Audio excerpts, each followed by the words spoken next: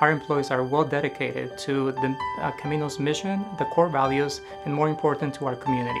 They're not just working, I think they're providing their services. We do have a number of employees who were patients as well when they were in their younger years. I know that when I see an elderly woman coming through, I think of my grandparents, I think of my mother, I think of my aunts, people who needed those health centers at the time when we didn't have health insurance. I just want to continue that, and so that there is a place for our patients to go to. I knew I was overweight, but I didn't know that I was sick. I was just living my life, not really concerned about my health that much. She noticed that she was having some changes in the way that she could move about and her fatigue level and whatnot. So we did some tests, and we found that she was 1, pre-diabetic, and she was 2, beginning to have an elevation in her blood pressure. In 2008, I weighed 240 pounds. She was concerned about me. I was 59, going on 60, that I started really having serious conversation with myself about doing something, because I looked at what kind of quality of life am I going to have for the remainder of my years. I decided I'm going to get better. I'm going to be healthy. I'm going to do everything that I can, to get better. Over about a 6-year period, she was able to lose 87 pounds. She actually corrected her diabetes. I learned about the hemoglobin number. I learned about what's the healthy blood pressure. I mean, she was really inspirational in her education of what I needed to do. And then I had to also change my eating habits, my lifestyle, from eating anything and everything to, eating making healthy choices with my food.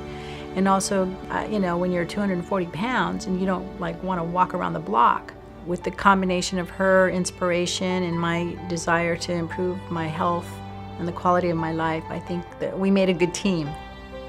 She's no longer hypertensive, and she's living a very vital life. She's moving around and she's doing the things she loves to do. She was a patient who was determined not to be ill in her latter years. I did it, and I've been very grateful, and Dr. Ruger has been just an inspiration to me. Camino is a lifeline to those that would go without healthcare in general, and then ultimately maybe be a greater cost to society should their preventative and avoidable health issues go unchecked. We may be seeing a child who's anemic that we need to supplement their diet, and the next patient we'll see will be an elderly person with a malignancy, and we have to help them seek care.